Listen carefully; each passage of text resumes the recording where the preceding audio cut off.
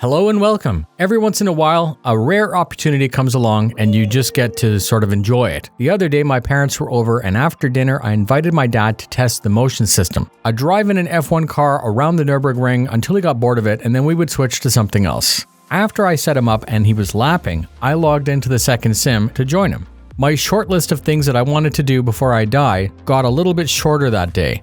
A unique set of circumstances allowed me to do the impossible. I was racing with my dad, following him and eventually challenging him on an iconic racetrack in an impossible-to-own car. Lap after lap, I could see that he was getting quicker, and it wasn't until I saw an opening and passed him that I heard the metal of his pedal hit the floor and hear him mutter, "No."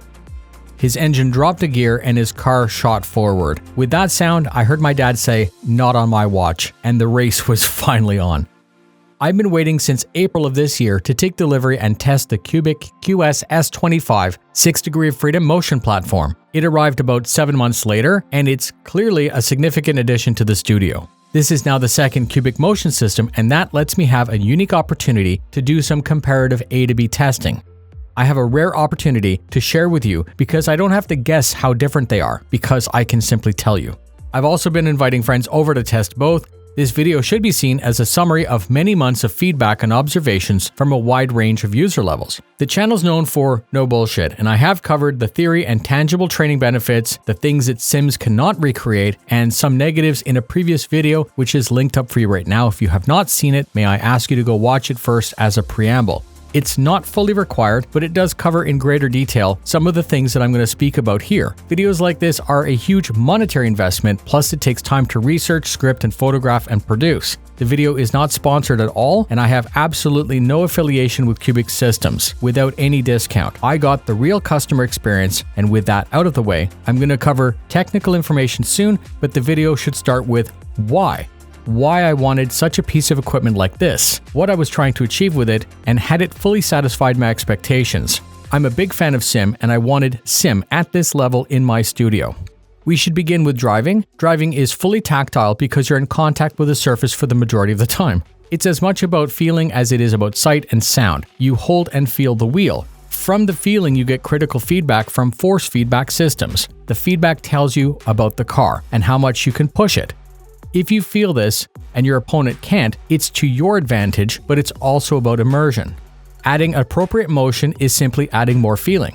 And I use the word appropriate because a race car subjects the occupant to large forces and quick changes. I'm going to speak about cheap and weak motion systems later, but initially, with motion, you're distracted by the fact that you're being moved. It's new, and most people spend time observing how the platform reacts to their inputs. Humans test, and humans are amazed by something that seems like it could be science fiction. But you quickly stop thinking about what the platform is doing, you look forward, and then you drive. You find a groove, and your lap times drop. You react quicker when the car is at the limit.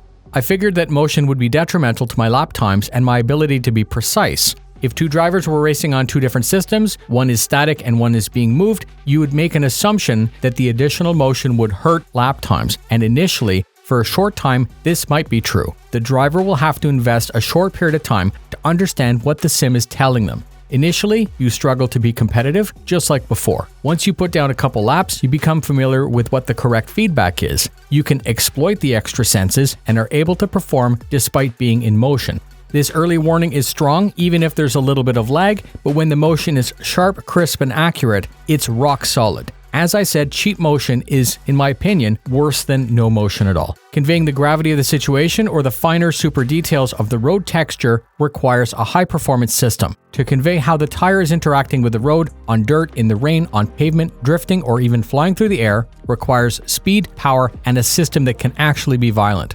This fantastic experience I have in my studio also translates both to flight, either fixed or rotor. The same principles apply when the system is able to express how the turbulence are felt, the feeling of takeoff, and the correct feeling of finally being airborne at the end of the runway. When you deploy the landing gear, you feel the thump of the doors opening. The platform dips as you feel the drag on the airframe. You feel a huge thump when the gear locks into position, and everything seems to move a little bit less refined as your airframe is less aerodynamic. When you deploy the flaps at speed, you feel the vibration of the motors moving the flaps into position in your hands, in your legs, in your feet, in your back, and your butt. You sense the drag, the reduction in speed, and you feel the lift that's being achieved while you're trading airspeed. deploy the speed brakes, and you're slammed forward. You feel this right away, and you feel it correctly with the correct force and the correct sharp motion. So moving from 3 axes from the PL220 to the 6 axes of the S25, these axes at work combine to let you feel slipping off a bank. It tells you when you need to apply a little bit more pedal. It tells you when you might need to relax the turn a little bit or when you should cut in a little bit sharper. I know I can fly better because of this, and I've witnessed novices, people with zero experience flying, picking it up quickly and enjoying my hobby for the first time. There's a lot more drama and presence in theater, and it's so much more of a complex experience. It becomes so much more than just playing a game about airplanes. My time invested with it has made me work harder to learn the correct procedures, and my investment in the correct hardware that is more capable is paying off every single minute that I use it. Flying a helicopter in DCS is great with a great collective, pedals, and a cyclic. We tested adding 3 DOF, and now we're adding 6 DOF. And this once again adds a new dimension, or 3 specifically. I can feel the strain on the airframe in auto rotation. I feel when all of the forward speed has been checked before touching down with engines off. Touching down, I can feel if the aircraft is still or if it's about to drift and tip over. I'm able to correct for this and save the aircraft. Learning the timing over and over again here has allowed me to go well beyond my normal plateau. Without this sim at this level, my time invested was hit and miss. I'm more able to perform these maneuvers properly, and of course this is more satisfying. So, to this point, I've spoken about all of the benefits, and they are significant and tangible. I hope I was able to convey how well the system performs, but also it has operated flawlessly for hours and hours, doing exactly what I expected it to do silently. When I say silent, I mean people in the house are more likely to hear the pedals than the actuators at full speed. This is an added real benefit to the Qubic system. I'm going to cover cost and what sort of considerations need to be addressed to prepare for this piece of equipment. Physically, it's large and impressive. People who have seen it in videos or photos still say the same thing when they see it. Wow. You will need at least 3 by 3 meters for it to sit in. Physically, it's large and very heavy with a dry weight of 650 kilograms, which is like 1,400 pounds or something. The studio is in the basement of my house with a tiled cement floor. It would be completely inappropriate to consider installing something like this anywhere but on a slab on the ground. No second or third floor rooms in your house, no condos, no apartments. A ground floor on a cement slab is ideal. It's rated to pull 17 amps peak at 120 volts. To prepare, I ran a dedicated circuit from the electrical box for a new plug. The new breaker, 10 meters of 12 by 3 gauge copper in a metal conduit, clearly marked at the plug. And it says motion system only. They say you get what you pay for, and I'm going to say that this is more true with motion. Doing research for this, you'll probably find posts on Facebook with a person sitting in some kind of chair thing that's moving. They are not comparable to this in any way. Let me break down the cost because it's a factor of value. At the end of the video, if you're interested in planning for something like this for yourself, please contact me. I'm willing to help plan, import, ship, and then I fly to you and install over the weekend with my team. The S25 is sold as a base plus options. The base kit is about $25,000 US, and with it you get the upper and lower frame plus 3 pairs of actuators, each attached to a single control box and the software. 3 brain boxes work with 6 legs in unison. It's really mesmerizing. The base kit is everything that you need to make a platform move. Adding $2,500 makes it actually usable with the cockpit set. You can consider the actual usable minimum to be $27,500. It includes some really beefy tie rod ends with extra side support and the wheel platform. The wheel platform is held in place and is very adjustable on 8 additional tie rod style bars. The adjustment is quite the process actually, but it provides a great range of vertical, relief, and tilt adjustment. All of it is very big and beefy. I did some slight modifications to mount the Thrustmaster TCA yoke. There's more to sim than car, and it's nice that all of this can be used as part of it. The pedal mounting platform is the biggest component of this package. It extends below the seat as 2 red bars. The red bars run the full length of the floor, and it comes with a super solid deck plate. Above the deck plate is an adjustable pedal plate that can move closer or further and tilt on included hardware. Sometimes I do wish that there was another 10 degrees of tilt on this plate, based on what pedals are on it. There is also the most basic angled keyboard bracket that works very well with that Logitech wireless keyboard that we all have. There is a static seat bracket, a shifter bracket, and a place to hang a wheel or headset, and a set of steps. The steps aren't really an option. They should actually be included with the base kit and not the cockpit kit. The deck sits between 50 and 62 centimeters from the floor, and it would be very awkward to climb into this if the stairs weren't there. Beyond that main add-on, there are some others. I'm going to quickly run down the list indicating which were bought and which were not, and the reasons. For $400, I did add their power hub, which mounts to a metal plate attached to a distribution block. It's isolated on rubber, one switch to rule them all, there's a satisfying master power switch, and it also provides a common ground with beefy grounding straps, just for safety. For $900, I added their optional seat. As it turns out, that was a great idea because despite having other car seats in the studio, the red bars become quite narrow and nothing I had would actually fit there. I have since installed metal spacers to make it wider and longer bolts to increase that space, and this allowed me to use the Sparko chair that I wanted originally. For $200, I also included their seat slider. It was pretty cheap, and because it rattled, I ended up replacing it with a higher quality one, but they had taken my feedback and said that as part of all future units, it would be replaced, so you shouldn't have to worry about that. There are two options that I didn't order. The first one is the $2,500 triple screen set and the $200 speaker mounting brackets. The speaker mounts were never needed because the plan from day one was to use a truly remarkable Macintosh RS-250. Many might find using an audiophile grade speaker like this some kind of massive overkill. I'm going to say that clarity and volume are critical to seal immersion. The front-mounted Macintosh is in a direct line of sight with the occupant. This piece of kit is one of the cleanest and most powerful all-in-ones on the market. It's safely and securely mounted for a lifetime of service, it looks great as a centerpiece, and has enough range that you feel like you're in the car. With this next one, it's important to identify a polarizing debate and whether or not screens should move with the user. I'm not here to force my opinion onto anyone. It's fine for you to choose and implement anything you like, however you like. I'm going to say though, when choosing my setup, I knew that putting three 55-inch A80Js on such a device that can turn quickly and constantly move beyond 1G would cause big issues. Imagine $10,000 of busted TVs all over the floor after the first drive. I chose fixed monitors securely planted to the floor. There are options in the software to compensate for this, plus you can disable motion blur and that shaky dash thing that happens, and you can do that in game options. So please consider when planning your own setup that there are more options than simply bolting screens to the motion platform. Shipping and delivery is an actual event that you should plan for. Shipped, it's 660 kilograms plus the weight of the crate.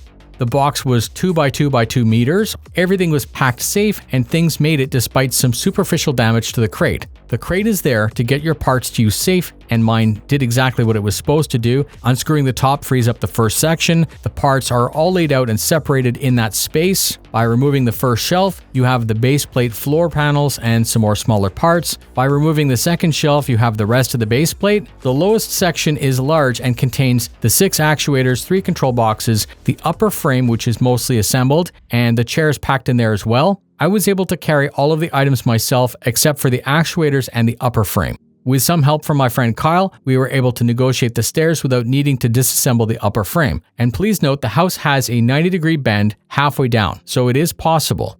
Assembly was super simple. The base frame is comprised of 3 large and 3 small sections that are all bolted together. The base frame includes punch-outs for cable management. It includes 3 holes to attach 3 large casters for positioning. These casters are removed before operation, and the unit is far too heavy to move without them once it's assembled. The casters are there only for moving, and they must be removed before operating. They designed it safely because to use the wheels, you must actually remove the step, the power box, and a step plate. The wheels are a must, and I'm happy that they're part of the design. Once the parts were in the studio, the base frame was inverted on some of the shipping cardboard, and then using an 18-volt DeWalt impact and a crescent wrench, everything was tied together loosely and then torqued finally. Bolt, washer, lock washer, and a nylock nut to ensure that nothing will ever vibrate loose. I pre-positioned power wires, the safety interlock, and the Ethernet cable while it was inverted, and then flipped the base over onto its rubber feet. That part took about 90 minutes. Everything else required 2 people, so I attached the control box to the frame. Each actuator has 6 lower bolts, and this required that second person to prevent damage. Once it was all torqued down and checked, we lifted the top frame and attached it to the 6 actuators. The pedal support was attached, the seat was attached, pedals and wheels were attached, and then we were ready to test. Initially, we decided to test everything 10 centimeters further back so we could have full access to it and there would be no risk of things coming into contact with any of the TV screens. Each control box has a pair of switches that indicate what pair it is, so that's 1, 2, 3, 4, and 5, 6. The safety cut switch is wired into 1, and then it snakes over to 2 and then over to 3. The data is also sent in a similar fashion using a network cable. The PC is connected by USB to a small network adapter, and the software is very familiar as it's the same one that's used for the other motion system. Compared to any other I've tested, the software is super easy, very well planned out, and practically plug and play, which I do not say lightly. It detects and pre-configures games that are installed to work with motion. Firmware and diagnostics are basically automatic. I want to say that when the system's off, the actuators relax, and it's important to say this when you're performing your final alignment and positioning. When relaxed, the upper mount is free to move where it wants, so you cannot rely on its idle position for alignment. The only true way to get everything perfect is to do what I did and use a laser level against the rear straight edge of the lower frame. After checking the grounding straps, the power cables, the safety switch, and the network, it was finally time for the moment of truth to see if we did everything right and if it would work. The system does a fun little startup routine for about 15 seconds to evaluate its idle position. It moves its legs just a little bit in a series of steps, and then it parks by pulling all of the actuators to 0 and leveling out the platform at its lowest state. So this is already a long video, but I'm going to end with a lightning round and some final impressions. The system is very heavy and it remains where it's placed, but there was a situation with testing F1 2022 where we got to experience its true full potential. This thing is no joke, and it can actually create forces so realistic and so intense that it did move. Because of this, it's shipped with a set of hard mounts that I will be using in the future.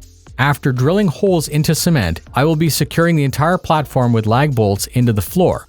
In the past video review for the smaller PL220, I said that it should only be used on a solid floor, a cement floor. As I said before, this is not an option with the S25. It must be on the ground, and as I said, I will be bolting mine safely into the cement. So this is the best motion system I've ever used that's designed for use in a house. It's large and expensive, but it still works very nicely in the basement of my house. It's super quiet when in operation, which means it won't ever disturb others. It's very well planned out, it's very high quality, with pro-level speed and pro-level power. It was instantly clear that the additional axes, the additional speed, and the longer range offer even more over the 3DOF system. Rather than tilting back when launching a rally car in dirt, you are actually thrust forward. Rather than being tilted left and right, you can be slid left and right. And most important, when drifting, sliding, or performing some kind of advanced flight curve in a planar chopper, the additional axes, specifically being twisted about your center, matters, and that is the next level. The only time I've experienced a better sim wasn't a sim. It was live on a real racetrack. And now I can say, I'm not a pilot, but I fly helicopters whenever I want. I'm not a pilot, but I fly jets and planes whenever I want. And I'm not a rally driver, drifter, or racer, but I drive them all whenever I want. The more I play, the better I get, and of course this is satisfying and exciting, but it's also fun. It's the most fun I've ever had playing a game ever, and because it's in my house, my friends, family, and I can pick a track or a runway, we can pick a car or plane, and experience something in some way not normally available or even possible. Until recently, this level of simulation may have been reserved for government, corporate use, or military use. It was inaccessible, and it's still very expensive, but it's available, and it's really, really, really good. Thank you very much for taking the time to hear my short story and my thoughts. I ask you to share with anyone or anywhere where this video might be on topic and interesting. Contact us directly if you want help with your own perfect sim, either in Discord or by email. Simulation may not be real, but this one got really close.